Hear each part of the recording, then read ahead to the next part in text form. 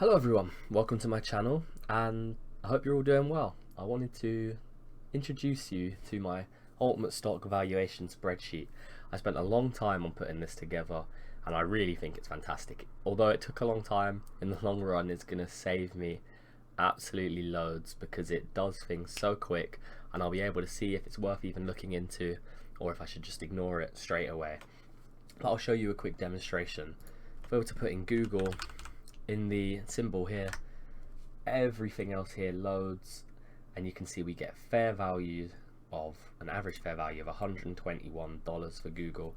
So it turns out that Google's a buy, but I'm going to go in more detail into absolutely everything in this sheet and just gonna tell you how everything is put together and how it works. So let's go through right at the start.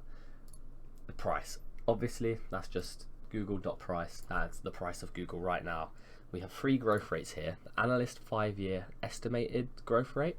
This is from Yahoo Finance. This is what the estimates for analysts are for growth each year over the next 5 years.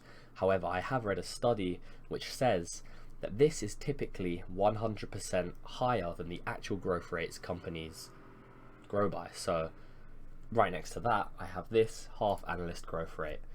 Obviously that's just half of the 5-year expected, and this is there so that we can have a more realistic growth rate when calculating our future fair values. Along with this, we have a third one, a realistic growth rate.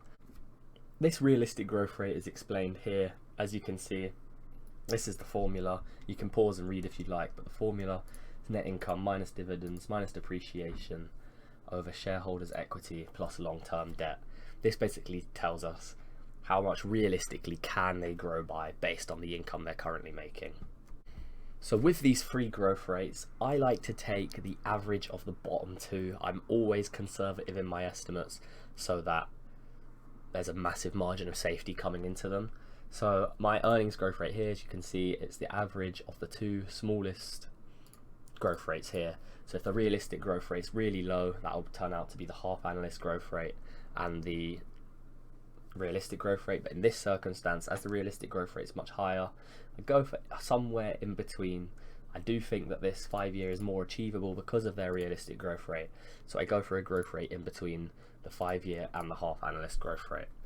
Here we have the discount rate. This is calculated as 12% is my typical normal discount rate, but if a company does have a dividend yield, for instance, and that, you can see that the dividend yield here is 1.02, and so I just take that dividend yield percent away from the discount rate, and this is how much we're looking to make on our investment for it to be a good investment. This is how much we're looking to make each year. Again, 12% is quite ambitious, but I'd rather be ambitious and calculate for 12% growth than try and calculate for 8% growth and undershoot 8% and then it only have grown by 6, rather than looking for 12% growth and then it maybe only growing by 8. Obviously the 8 is still better, so that's why I have that 12% discount rate, which is quite high. I should not have typed in 12. Okay, so if we go back here, I'll put Google in again. We have a margin of safety of 10. This is just my standard margin of safety. You can alter this to anything you like. If you wanted to put it at 30, you can, and then you can see it's not a very good deal. But I like to keep it at 10 because even though it's not a high margin of safety, all of my other variables that I put into the calculation are generally quite conservative. And then we also have revenue growth rates and cash flow growth rates. And as you can see over here, we have the revenue and the cash flow each year, and we have those growth rates there. Although with the cash flow growth rate, we use a value in between the earnings growth rate and the cash flow growth rate just to bring things a bit more conservative again. We pull in the EPS estimate from MarketWatch, and we use all of these values there that I've just showed you, and you can alter these in the manual input sheet. I would highly advise keeping the automated one the same, just to let things load instantly. But in this manual input one, this is where you can really change things up a little bit, because you might think, oh, maybe 10% earnings growth is a little bit low because they've got 23% growth rate, so maybe I'll just up that by a little bit. And if you did that, you'd see how this impacts the price over earnings to 123, and then that would make the average fair value 124. So the manual sheet's really good for just maybe changing things here and there. If there's something which potentially looks a bit dodgy, then you can alter it in here to give yourself a more accurate one. So for each fair value calculation, you can see we've used PE here, we've used price over sales here, and we've used cash flow further on down here. But how is this really calculated? Well, I'll show you that quickly. So let's go through each thing in here. So first of all, we have the EPS times common shares. This would be typically your net income. So this is where we got the EPS estimate for 2022, and we have the common shares, which are up here. We times these by each other and we get to this value, 73,000. And then each year with this 10% growth, we're expecting to see 120,042 by 2027. And similarly with the share count, based on share dilution of minus 1.16%, as you can see, was 15,000 in 2017, and they've brought it down to 14,126. So for our conservative share dilution estimate, we've got minus 1.16%, and this will bring the share count down to 13,328 in 2027. And so based on this, the earnings per share in 2027 would be $9, and then we times that by our multiple, so our PE multiple. We calculate this by looking at the P multiple over the last 6 years, and then we take the average of the lowest 4. Again, just to be conservative, we could take the average of the lowest 6, which would be a much higher value because you have values like this 45.4 in and this 32.6. You can see they're both quite a bit higher than the rest of them.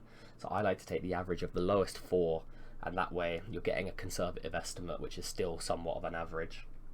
And this calculation is the same on the price over sales and the price over operating cash flow as well. So that's how we calculate. That's our P multiple. So we use that P multiple and we times that by the EPS in 2027 to get us our fair value in 2027. As you can see, that is what this calculation is.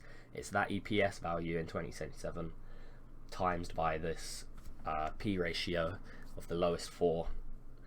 So that is how we calculate 2027, and then to get back to 2022, we use the discount rate. So we want to make 12% each year. So if we think this is going to be worth 222, then it would be worth 12% less in 2026, 12% less in 2025, because this is what we're looking to make. So if we want to make that 12% growth based on it falling by 12% each year, and then an additional 10% for our margin of safety in 2022, that's how we get to this PE ratio fair value of 113.6. So that's based on getting 12% growth each year. So that discount rate is based on you getting a 12% return on your investment year on year up to 2027. And so that's how we calculate the fair value. We don't work it out from these values as they are. We get to 2027, we work out that fair value, and then we go back by 12% each year to see how low the price would need to be for us to make 12% each year, and then that's where we get the fair value of 113.63 based on the PE. And the calculations are very similar in the PS. It's the exact same thing, except obviously you're using the price to sales multiple and you're using revenue instead of using earnings per share. And with cash flow, you're using operating cash flow instead of using, and you've got the fair values here, but you're using operating cash flow instead of revenue, and you're using your price over operating cash flow multiple here. And I highly recommend going over to this manual input page and just changing slight things. If you think maybe that earnings growth rate could be higher, as the realistic growth rate is quite a bit higher, maybe we could try 15%. Maybe you believe that the analyst 5-year estimate's accurate and you want to have a look at how much it would be worth with that, and then you can see how the P multiple fair value jumps. Now it's 163, whereas it was 139 before that. So I highly recommend that you go over to the manual input page and you would make any sort of changes here. If you would like the spreadsheet, my Patreon link is in the description. It is just a tip that I ask for. There's a minimum of £1, but you can custom pledge whatever you think this will be worth to you. I don't think £1 is asking too much for this, as I think it will save you so much time in the long run. But I hope that you liked seeing this video and how my spreadsheet was put together, and if you would like to keep up with me, I have been tweeting quite a lot on my Twitter account, which I'll also put in the description, and I hope to speak to some of you guys there. But until then, I hope you have a great evening. Bye.